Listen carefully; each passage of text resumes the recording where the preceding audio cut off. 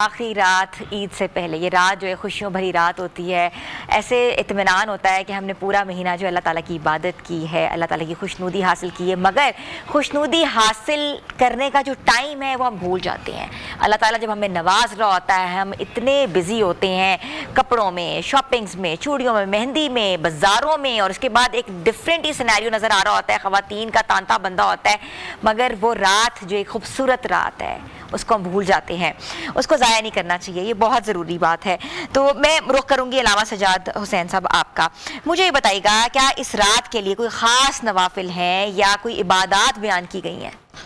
جی دیکھیں، اللہ تبارک و تعالیٰ کی عبادت ساری خاص ہے، وہ فرائض ہوں، وہ سنن ہوں، وہ مستحبات ہوں، وہ نوافل ہوں، یہ ساری رب تعالیٰ کی عبادت،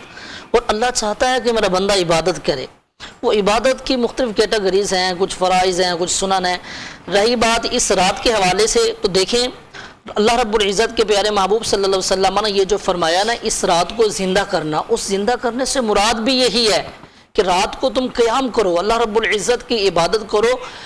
چاہے وہ نوافل کی صورت میں ہو، چاہے وہ مجربہ وظیفوں کی صورت میں ہو، چاہے وہ جو ہے وہ تسبیحات ہوں، بالکل جی بالکل تسبیحات ہوں، کسی بھی صورت آپ نے اللہ کی عبادت کرنی ہے، جھانکنا، اس کے سامنے عرضیاں کرنی ہیں۔ یہ لازمی نہیں ہے کہ آپ پوری رات نوافل ہی پڑھیں۔ دیکھیں رب تعالیٰ سے آپ نے مانگنا بھی ہے، ہم بندے ہیں اس کے، ہم نے اسی سے مانگنا ہے۔ اور یہ یاد رکھیے کہ رمضان المبارک یہ جو گزر رہا ہے، آخری رات ہے، تو میرے آقا صلی اللہ علیہ وسلم کا فرمان ہے نا کہ اگر میری امت کو پتہ چل جائے کہ ماہ رمضان کیا ہے تو یہ امت یہی تمنا کرے کہ پورا سال جو ہے، بالکل بے شک بے شک، یعنی اس کے اندر اتنی عظمتیں ہیں، جو اس کے جو کچھ حصے باقی ہیں، یہ اللہ تبارک و تعالیٰ نے جو انعام کے طور پر لیلۃ الجائزہ عطا فرمائی ہے۔ تو یہ میں ناظرین کو یہی کہوں گا کہ آپ اللہ تبارک و تعالیٰ کی دہلیز پہ سے گزاریے۔ یہ جو شاپنگ وغیرہ یہ معاملات ہیں، اس کو ہمیشہ پہلے کر لینا چاہیے۔ عمومی طور پر آپ دیکھ لیں اس رات آپ رش کی جو صورت حال ہوتی ہے، عمومی گزرنے کا راستہ نہیں ہوتا، جس طرح خواتین، بچے، نوجوان اعتکاف سے اٹھتے ہیں۔ اب دیکھیں اعتکاف ایک رب کی ایسی عبادت ہے کہ گویا آپ نے مراقبے میں رہ کر رب کی عبادت کی ہے، یعنی اس کیفیت میں کی ہے۔ لیکن جیسے ہی ہم اٹھتے ہیں، ہم اٹھنے کے بعد جناب یوں دوڑ لگاتے ہیں، کبھی ادھر کبھی ادھر، تو وہ کہتے ہیں نا اس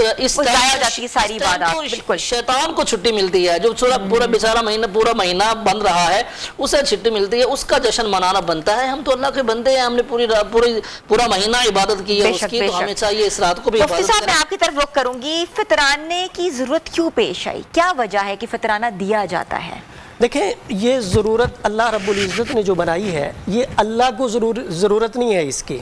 اس کے خزانے بڑے ہیں اور وہ اپنے خزانوں سے بندوں کو دے رہا ہے۔ اللہ نے یہ ایک سلسلہ چلایا ہے، ایک بندے کے ذریعے دوسرے بندے کی ضرورت پوری کرنی، اور پھر جو بندہ اپنا مال اللہ کے حکم پہ دوسرے بندے پہ خرچ کر رہا ہے، ایک تو اس کے مال میں اس سے برکت آئے گی، اور دوسرا اللہ اس کے درجات کو بھی بلند کرے گا، اس کے گناہ بھی معاف کرے گا، اس کے اوپر جو مصائب پریشانیاں آ رہی ہیں ان کو بھی ختم کرے گا۔ یہ حقیقت میں یہ ہوتا ہے کہ ایک بندہ دوسرے بندے کی مدد کرے، اور یہ اللہ کو پسند ہوتا ہے۔ اس سے فائدہ یہ ہوتا ہے کہ اللہ پھر اپنے خزانوں کے دروازے کھول دیتے ہیں۔ میں اس بات کو ایک مثال کے ساتھ سمجھایا کرتا ہوں کہ جیسے ایک باپ بازار گیا، اس نے وہاں سے سیب خرید کے لے آیا گھر میں، ایک سیب نکالا اور اپنے چھوٹے بچے کو دیا، بچے نے پکڑا اور کھانا شروع کر دیا۔ اب باپ اسے محبت سے کہے گا کہ مجھے بھی دے دو، بیٹا اگر دے دے تو باپ یہ کہتا ہے کہ میں تمہارے لیے لایا ہوں، یہ بھی تم کھاؤ اور باقی کے بھی تم کھاؤ۔ اگر بیٹا کہے کہ نہیں میں نہیں دوں گا، تو باپ کہتا ہے ٹھیک ہے، تمہیں وہ پکا ہمیں یہ پکے۔ مطلب یہ ہے کہ اگر اللہ کے کہنے پہ بندہ اللہ کے راستے میں خرچ کرتا ہے، کسی کی مدد کرتا ہے، تو اللہ اس کے مال کو کم نہیں کرتے،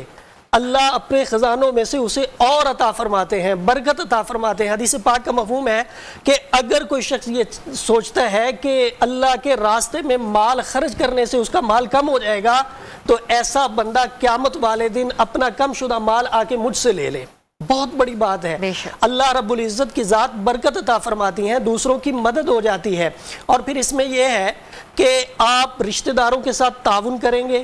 تو ایک تو صدقہ کرنے کا ثواب ملے گا، اور دوسرا صلہ رحمی کا بھی ثواب ملے گا۔ آج کل رشتے ٹوٹ رہے ہیں،